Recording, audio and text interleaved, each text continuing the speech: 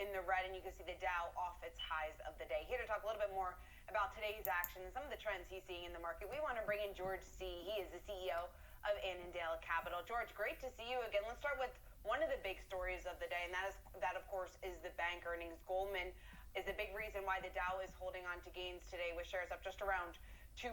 How are investors looking at the strong reports that we got out from some of those big banks this morning?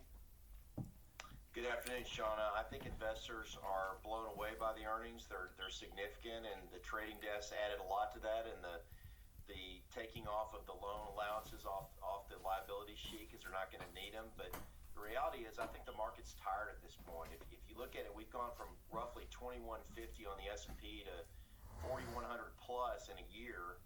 And we basically have gone straight up this year as well. There's been almost no break in the upward movement. I think the market is going to take a break here for a while. I look at Home Depot as a non-bank stock. In the last month, it's gone from 250 to 320.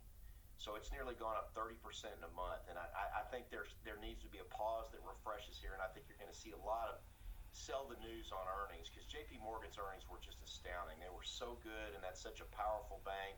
And yet it's down today, and I think that's people wanting to take a few chips off the table and watch for a while.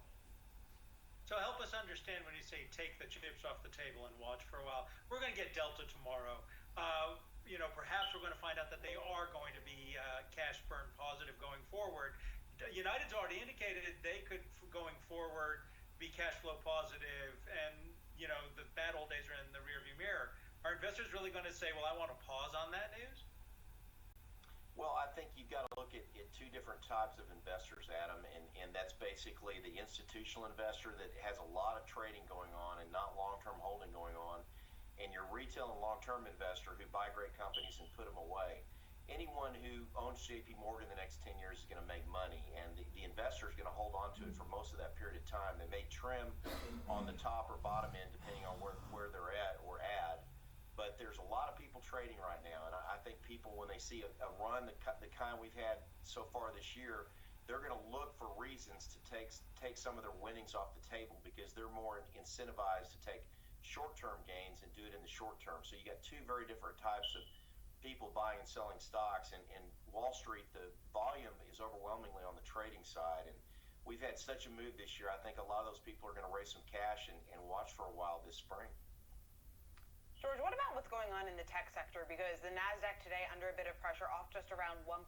But we have seen investors warm up to some of those big tech names over the last couple of trading days. Are you seeing any opportunity there in some of those larger cap names? Well, that's a great question. I've been thinking about that, because you saw a pretty significant sell-off in the big names this first quarter. Apple was down 9%.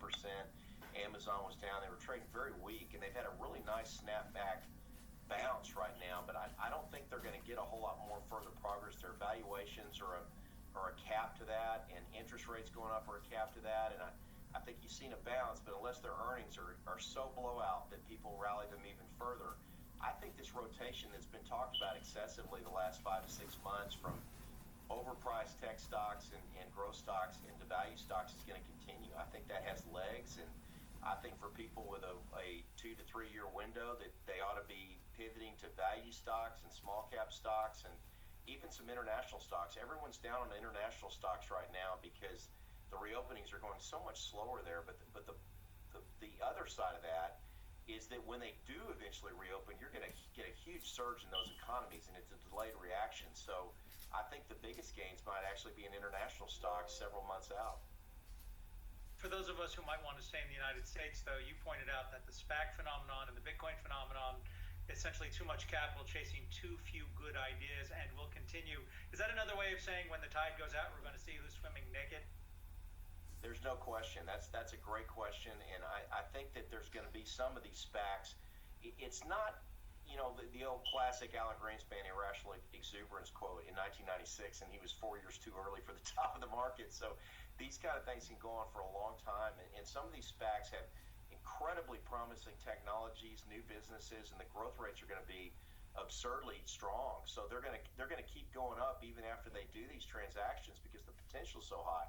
But the reality is that a lot of these companies are going to disappoint the market at some point. They're either never going to generate profits and real economic earnings for shareholders, or their growth is going to slow down. And those kind of situations can get hammered when that happens. So I think the tide will go out at some point. Economic growth will slow. Some of these stories will not work, and investors will get hurt then. So only people with a very, very high risk tolerance and a high level of knowledge of these kind of spaces should be trying to play those stories. Otherwise, it's gambling. Hey, George, when you take a look at the market overall right now, I think a lot of people are trying to figure out what the next big real risk is. What's on your radar for not so much the pause that you were talking about before, but if we could potentially see a pullback in the short term? Yeah, that's a good clarification, because the pause is just a trading and a short-term factor. It's not a long-term substantive factor. And the long-term substantive factors are geopolitical risks, which don't seem likely right now, but you could eventually have a Ukraine or a Taiwan situation that could be highly disruptive, or some kind of oil disruption. But the things I'm watching the most, Shauna, are interest rates and inflation. And nobody's really buying the inflation story yet, but we're getting more and more data points that this could eventually be something very, very real. And growth stocks just can't prosper if interest rates go up dramatically and inflation heats up dramatically. And I think investors would be very well served to look hard, believe it or not, with the pandemic effects at real estate and commodities and some of these kind of investments that historically have always done well in inflationary environments. And I would look a lot more skeptically at tech stocks trading at 200 times earnings, or that don't even have any earnings yet and are relying on the argument of, well, interest rates are at zero, so the price of this stock could be infinite. I think that argument's going to get a lot tougher if those influences pushing us to higher rates and higher inflation bear fruit and come true.